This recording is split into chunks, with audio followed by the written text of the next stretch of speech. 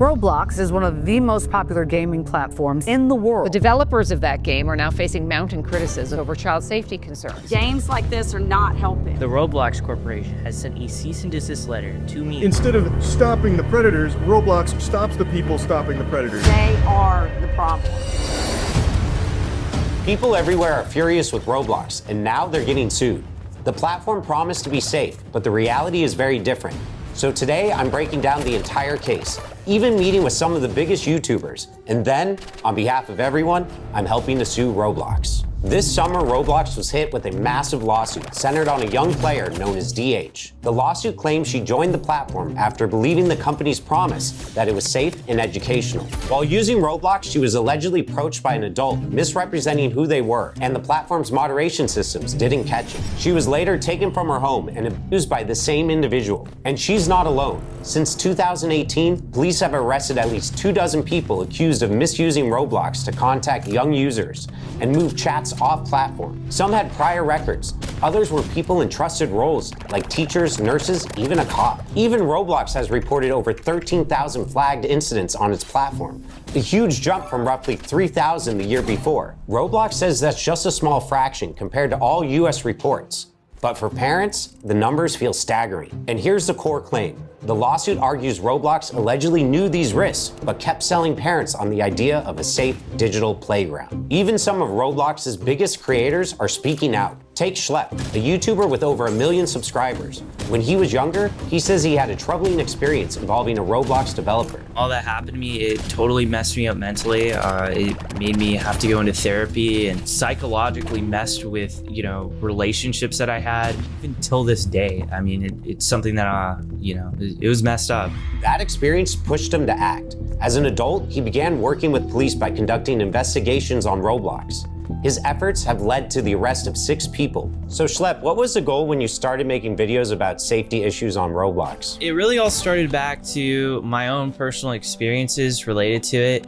I had some very negative experiences as a kid, and I was affected by a very popular developer. So I saw these issues firsthand, like I experienced them. But instead of celebrating him, Roblox banned his accounts and sent a cease and desist letter, accusing him of violating the rules against vigilante groups. They're trying to silence the whistleblowers. They're spending more energy going after people like Schlepp, but what they're doing, they're trying to put a muzzle on this whole thing. They're also trying to silence all the victims, and this is important, Mike. That same day, Schlepp dropped an 8-minute video where he described his ban, as well as his troubling experience with the Roblox developer. Schlepp slammed Roblox for failing to take action against the developer for years.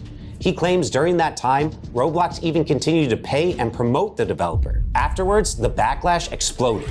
Roblox developers changed game thumbnails to say "Free Schlepp." Thousands of players staged in-game protests. Even major creators like Moist Critical, Gideon, and Creekcrap piled on, calling Roblox backwards and hypocritical. #FreeSchlepp trended worldwide. I was blown away with all the support, and it's been absolutely amazing reading all the messages. It was trending on Twitter for 3 days straight when the news first broke of it. And I mean, people were just outraged. They saw it for what it was. They were silencing someone trying to blow the whistle. I think that's a really, really powerful thing. He was a 22-year-old kid. He was just a gamer. And I think he really stepped up to the plate to stand up to this Goliath. Then it went mainstream.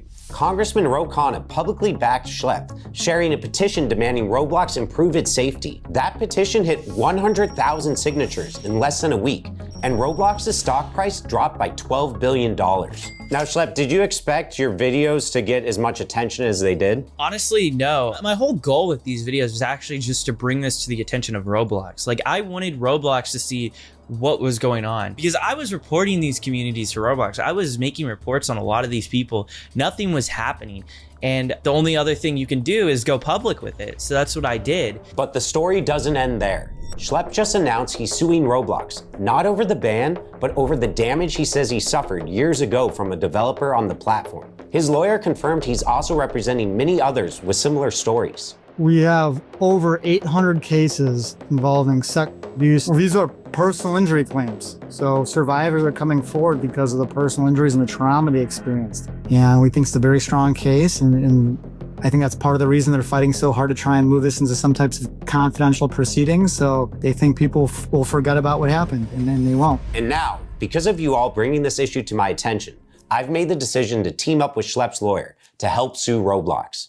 Reach out to my firm, IThinkIHaveACase.com, if you've gone through something similar. If someone is scared about something they experienced on Roblox, what would you tell them? I would tell them to call a lawyer, find out about their legal options, and let them know that they will be believed. There's strength in numbers.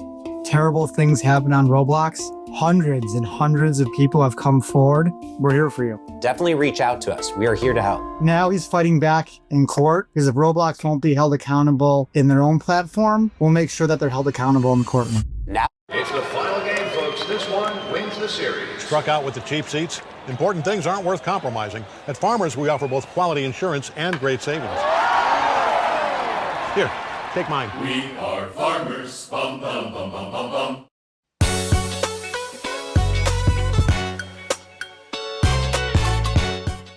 let's investigate how Roblox is designed, because the lawsuits claim there are at least 3 serious flaws. First, until 2021, anyone could make an account by entering just a username, password, and birthday. Users could misstate their age and unlock unrestricted chat, which the lawsuits claim made it very common to find lower levels talking with adults. YouTubers like Gideon and Rob the Master, who have become well known for exposing bad actors, have said just how easy it is. When we went on Roblox, it did not take long for our account to get attention from child predators. It was almost instantaneous. Roblox says it's taking stronger steps to protect its younger players. The company has rolled out ID verification, asking players over 13 to scan a government-issued ID and selfie to gain access to certain features. It's also testing age estimation, where machine learning guesses a user's age from a short video. And new features like trusted connections are meant to limit deeper chat and voice features to people you actually know in real life. You know, we weren't just finding 1 or 2 peppers on there. We've caught 6 off of the game itself. But not only that, we've had dozens of these guys just contacting and grooming our decoy that we sadly weren't able to catch. And the real sad thing out here is that Roblox is going around telling parents that they're one of the safest apps for children, when from my own experience, that's not the case. Even with ID checks and trusted connections, the scale of the platform makes full protection something that has to be taken even more seriously. Unless you wanted to play the 17 plus mic up games and stuff like that. Anybody can pretty much sign up for Roblox. Next, the game uses in-game currency called Robux. Players use Robux to buy rare accessories and customize their avatars, and many lower levels are obsessed with it. The lawsuits point out these players even say they do anything for Robux. So bad actors can take advantage of that by dangling Robux to gain control. And third is the lack of moderation. In 2017, the company claimed it had thousands of moderators working 24/7, plus advanced filters blocking unsafe content. The reality looks very different. For starters, Roblox has hosted many games with questionable themes, including Run from Diddy Simulator, Shower Simulator, and Bloody Battles. The fact that these games even existed undercuts Roblox's claim of being a safe, moderated place. But it's not just the games that are concerning. Roblox is now the go-to social platform for younger audiences. 78 million users log in every day. The platform processes more than 50,000 chat messages every second. Roblox claims its AI and human reviewers scan all of it, text, audio, and images. But here's the problem. The company allegedly employs only about 3,000 moderators.